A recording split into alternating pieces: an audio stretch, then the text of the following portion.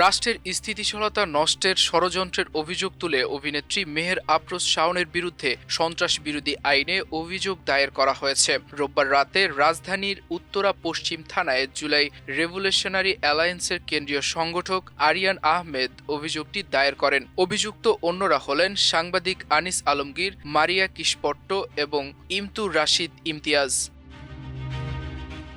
এদিকে অভিনেত্রী শাওনকে যেভাবে সন্ত্রাস বিরোধী আইনের মামলায় আসামি করা হয়েছে সে ধরনের কোনো কাজ করেননি বলে দাবি করেছেন তিনি। শাওন বলেন, আমি শুনেছি যে সন্ত্রাস বিরোধী আইনে মামলা হয়েছে। তিনি আরও বলেন, এখন সন্ত্রাস বিষয়টি দিনের আলোর মতো স্পষ্ট, কাজেই সন্ত্রাস বিরোধী আইনে মামলা হওয়ার মতো কিছু করেছি বলে মনে করি না। আমি নিশ্চিত সন্ত্রাস বিরোধী আইনে মামলা হওয়ার মতো কোনো কিছুই করিনি আমি।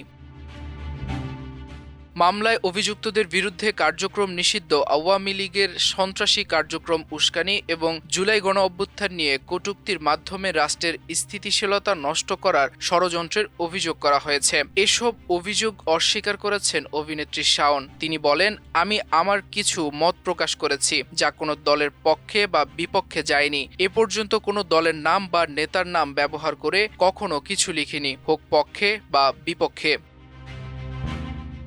শাওন বলেন, আমি কোনো রাজনৈতিক বিশ্লেষক নই, দেশের সাধারণ একজন নাগরিক। আর একজন নাগরিকের জায়গা থেকে যখন আমার কষ্ট লেগেছে, খটকা লেগেছে, আমার কাজ যখন মনে হয়েছে জিনিসটি হওয়া ঠিক হয়নি, তখন সেই মত প্রকাশ করেছি।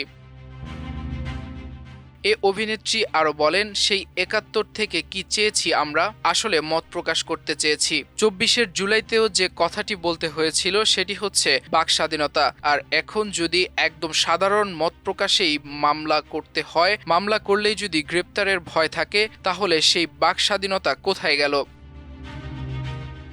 এদিকে ইনকিলাব মঞ্চের মুখপাত্র গুলিবিদ্ধ ওসমান হাদির পক্ষে কথা বলায় নির্মাতা অনন্য মামুন, মাবরুর রশিদ বান্না ও অভিনেত্রী রুকায়া জাহান চমককে হুমকি দেওয়া হয়েছে। এরই মধ্যে চমকের ফোন নাম্বার ফাঁস করা হয়েছে ও বান্নার লোকেশন ট্র্যাক করা হচ্ছে বলে জানিয়েছে হুমকিদাতা। ডাল্টন সৌভাত হীরা নামের একটি ফেসবুক অ্যাকাউন্ট থেকে এ হুমকি দেওয়া হচ্ছে। এর আগে ওসমান শরীফ হাদিকেও এই অ্যাকাউন্ট থেকে হুমকি দেওয়া হয়েছিল। অনন্য মামুন সম্পর্কে লেখা হয়েছে, এই বাটপারের নাম উল্লেখ করতে কাল ভুলে গেছিলাম। অনন্য মামুন দ্য পিম্প। ও যেন সহি সালামতে ভালো থাকে আর ওর ফিল্ম যেন কেউ প্রডিউস করার চেষ্টা না করে, করলে সেটা নিজের দায়িত্বে করবে।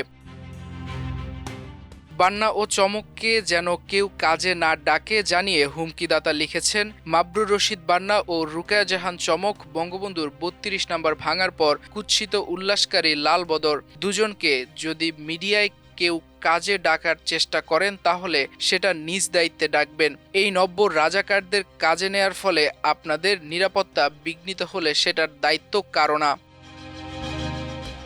চমক ও বান্নার লোকেশন ট্র্যাক করা হচ্ছে জানিয়ে বলেন, এই দুই লাল বদরের যাবতীয় অ্যাক্সেস ট্রেস করা হবে। আমাদের আইটি টিমের মাধ্যমে সেটা আমাদের হাতে চলে আসবে। এই দুইজনের প্রাপ্য তাদেরকেই বুঝিয়ে দেওয়া হবে। মাল্টিমিডিয়া ডেস্ক, আমার দেশ।